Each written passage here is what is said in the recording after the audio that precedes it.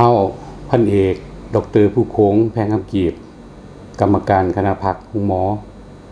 ห้องการเมืองหัวหน้าห้องการเมืองหมอศูนย์กลางหน่วยสร้างกองทัพเนื่องในโอกาสวันสร้างตั้งหมอศูนย์กลางหน่วยสร้างกองทัพครบรอบ50ปีเนาะคือวันที่12เดือนสิงหาปี1976เป็นต้นมาเนาะตลอดระยะ50ปีซึ่งความเป็นมาของหมอศูนย์กลางหน่วยสร้างกองทัพคือบรรดาสหายนะครับผู้ผ่านการต่อสู้เคียงบ่าเคียงไหลในยามต่อสู้กุศลกับกองทัพกับประชาชนนับแต่ปี1954เป็นต้นมาในยามต่อสู้กุศลแม่นหมอแห่งทำอิฐที่ได้สร้างตั้งขึ้นแต่แม่นอยู่บ้านเขตที่มั่นของแขวงหัวพันเนาะ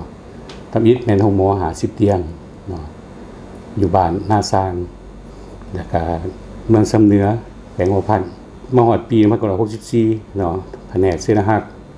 ห้องพระราชการบัญชาการกองทัพศูนย์ครุฑได้สร้างตั้งโรงหมอชื่อโรงหมอ02แล้วก็มีจำนวนเตียงนอนอยู่ประมาณ100เตียงอยู่บ้านหน้าวีดเมืองเวียงไส่แขวงหัวพันในเขตที่มันต่อจากหันมาในการเคลื่อนไหวปรับปรุงต่างๆทางคณะพรรคคณะบัญชาแต่ละหุ้นพวกเฮาก็แม่นได้เฮ็ดเวียกงานแนวคิดการเมืองให้พนักงานทั้ง6เพื่อสุมจิตสุมใจใส่ในการปฏิบัติหน้าที่เวียกงานโดยเฉพาะเป็นหน้าที่การเมืองที่คันเทิงหมอไม้ให้คณะพรรคคณะบัญชาพวกเฮาบ่หยุดยั้งในการปรับปรุงเวียกงานวิชาเฉพาะเป็นต้นแม่นการประกอบบุคลากรและก็ประกอบเครื่องมือต่างๆเฮ็ดให้โรงหมอได้สร้างพวกเฮาเป็นโรงหมอที่ไว้เนื้อเชื่อใจเป็นโรงหมอขั้นสุดท้ายของกองทัพประชาชนลาวและก็สร้างกระบวนการต่างๆเพื่อคณะรับตอนวันสำคัญต่างๆของศาสตร์ของพรรคของกองทัพเป็นต้นแม่น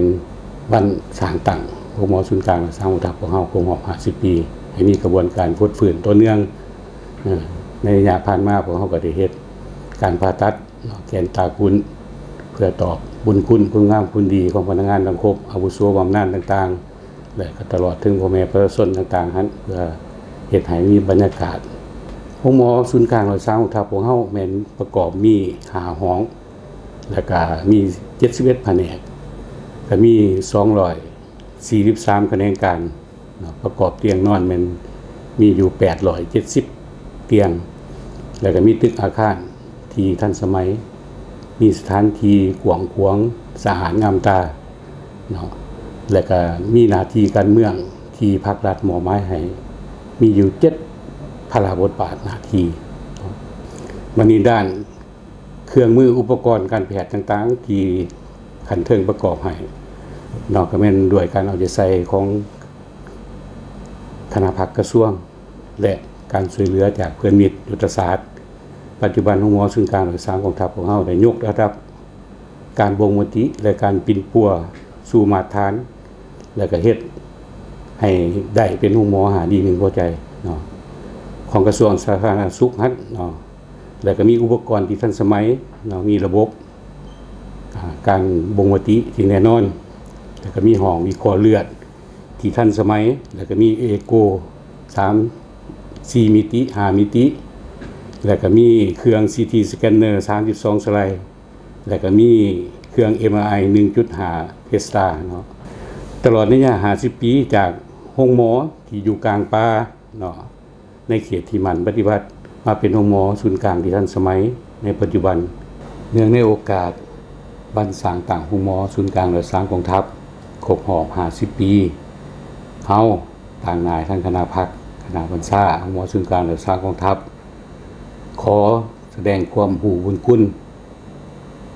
มายังภาครัฐ